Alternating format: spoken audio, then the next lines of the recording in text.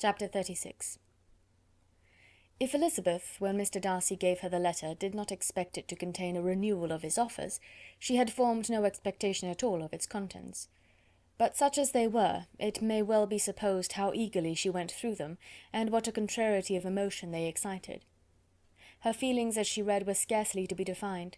With amazement did she first understand that he believed any apology to be in his power, and steadfastly was she persuaded that he could have no explanation to give, which a just sense of shame would not conceal.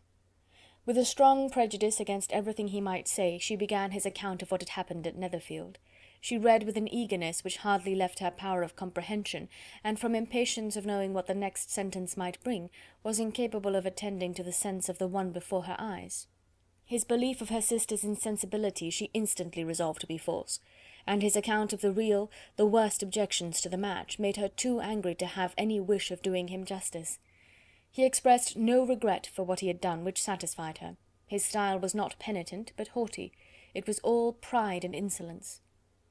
But when this subject was succeeded by his account of Mr. Wickham, when she read with somewhat clearer attention a relation of events which, if true, must overthrow every cherished opinion of his worth, and which bore so alarming an affinity to his own history of himself, her feelings were yet more acutely painful and more difficult of definition. Astonishment, apprehension, and even horror oppressed her. She wished to discredit it entirely, repeatedly exclaiming, "This must be false, this cannot be, this must be the grossest falsehood," and when she had gone through the whole letter, though scarcely knowing anything of the last page or two, put it hastily away, protesting that she would not regard it, that she would never look in it again. In this perturbed state of mind, with thoughts that could rest on nothing, she walked on. But it would not do. In half a minute the letter was unfolded again, and collecting herself as well as she could, she again began the mortifying perusal of all that related to Wickham, and commanded herself so far as to examine the meaning of every sentence. The account of his connection with the Pemberley family was exactly what he had related himself, and the kindness of the late Mr. Darcy, though she had not before known its extent, agreed equally well with his own words. So far each recital confirmed the other, but when she came to the will, the difference was great. What Wickham had said of the living was fresh in her memory, and as she recalled his very words, it was impossible not to feel that there was gross duplicity on one side or the other, and for a few moments she flattered herself that her wishes did not err. But when she read and re-read with the closest attention the particulars immediately following, of Wickham's resigning all pretensions to the living, of his receiving in lieu so considerable a sum as £3,000, again she was forced to hesitate. She put down the letter, weighed every circumstance with what she meant to be impartiality, deliberated on the probability of each statement, but with little success. On both sides it was only assertion. Again she read on, but every line proved more clearly that the affair, which she had believed it impossible that any contrivance could so represent as to render Mr. Darcy's conduct in it less than infamous, was capable of a turn which must make him entirely blameless throughout the whole.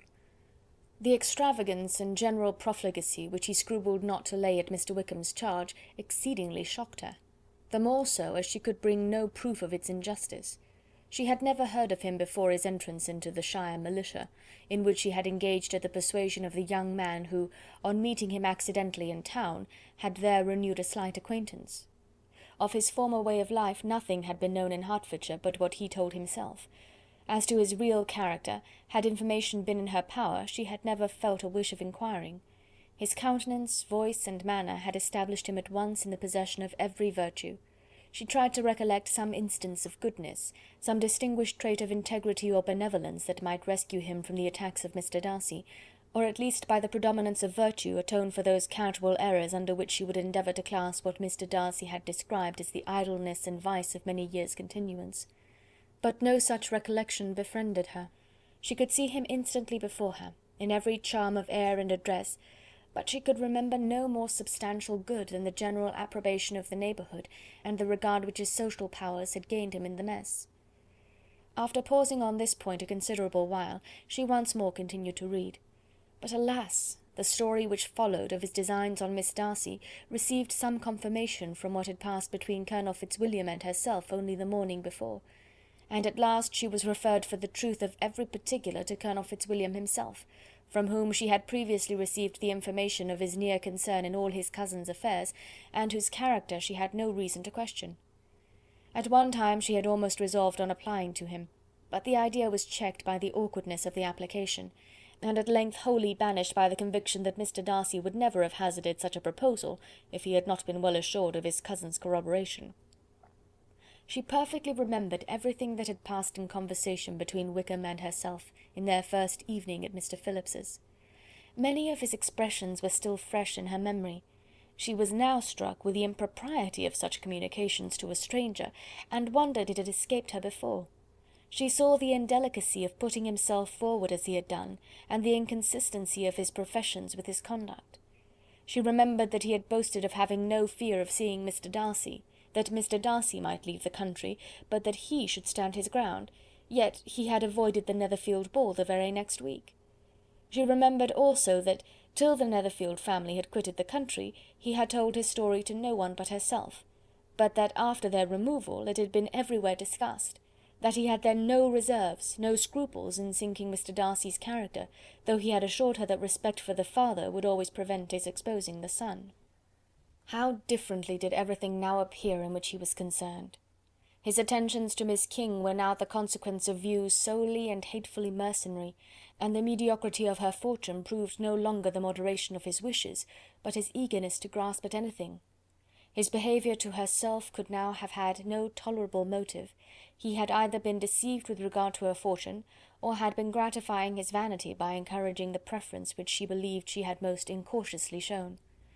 Every lingering struggle in his favour grew fainter and fainter, and in farther justification of Mr. Darcy, she could not but allow Mr. Bingley, when questioned by Jane, had long ago asserted his blamelessness in the affair. That proud and repulsive as were his manners, she had never, in the whole course of their acquaintance, an acquaintance which had latterly brought them much together, and given her a sort of intimacy with his ways, seen anything that betrayed him to be unprincipled or unjust, anything that spoke him of irreligious or immoral habits, that among his own connections he was esteemed and valued, that even Wickham had allowed him merit as a brother, and that she had often heard him speak so affectionately of his sister as to prove him capable of some amiable feeling. That had his actions been what Mr. Wickham represented them, so gross a violation of everything right could hardly have been concealed from the world, and that friendship between a person capable of it and such an amiable man as Mr. Bingley was incomprehensible. She grew absolutely ashamed of herself. Of neither Darcy nor Wickham could she think without feeling she had been blind, partial, prejudiced, absurd. "How despicably I have acted!" she cried. "I, who have prided myself on my discernment, I, who have valued myself on my abilities, who have often disdained the generous candour of my sister, and gratified my vanity in useless or blameable mistrust. How humiliating is this discovery! Yet how just a humiliation! Had I been in love, I could not have been more wretchedly blind, but vanity, not love, has been my folly. Pleased with the preference of one, and offended by the neglect of the other on the very beginning of our acquaintance, I have courted prepossession and ignorance, and driven reason away where either were concerned. Till this moment I never knew myself." From herself to Jane, from Jane to Bingley, her thoughts were in a line which soon brought to her recollection that Mr. Darcy's explanation there had appeared very insufficient, and she read it again. Widely different was the effect of a second perusal. How could she deny that credit to his assertions in one instance, which she had been obliged to give in the other? He declared himself to be totally unsuspicious of her sister's attachment, and she could not help remembering what Charlotte's own opinion had always been. Neither could she deny the justice of his description of Jane. She felt that Jane's feelings, though fervent, were little displayed, and that there was a constant complacency in her air and manner not often united with great sensibility. When she came to that part of the letter in which her family were mentioned in terms of such mortifying yet merited reproach, her sense of shame was severe. The justice of the charge struck her too forcibly for denial, and the circumstances to which he particularly alluded as having passed at the Netherfield ball, and as confirming all his first disapprobation, could not have made a stronger impression on his mind than on hers. The compliment to herself and her sister was not unfelt. It soothed, but it could not console her for the contempt which had thus been self-attracted by the rest of her family, and as she considered that Jane's disappointment had in fact been the work of her nearest relations, and reflected how materially the credit of both must be hurt by such impropriety of conduct, she felt depressed beyond anything she had ever known before. After wandering along the lane for 2 hours, giving way to every variety of thought, reconsidering events, determining probabilities, and reconciling herself as well as she could to a change so sudden and so important, fatigue and a recollection of her long absence made her at length return home, and she entered the house with the wish of appearing cheerful as usual, and the resolution of repressing such reflections as must make her unfit for conversation. She was immediately told that the 2 gentlemen from Rosings had each called during her absence, Mr. Darcy only for a few minutes to take leave, but that Colonel Fitzwilliam had been sitting with them at least an hour, hoping for her return, and almost resolving to walk after her till she could be found. Elizabeth could but just affect concern in missing him. She really rejoiced at it. Colonel Fitzwilliam was no longer an object. She could think only of her letter.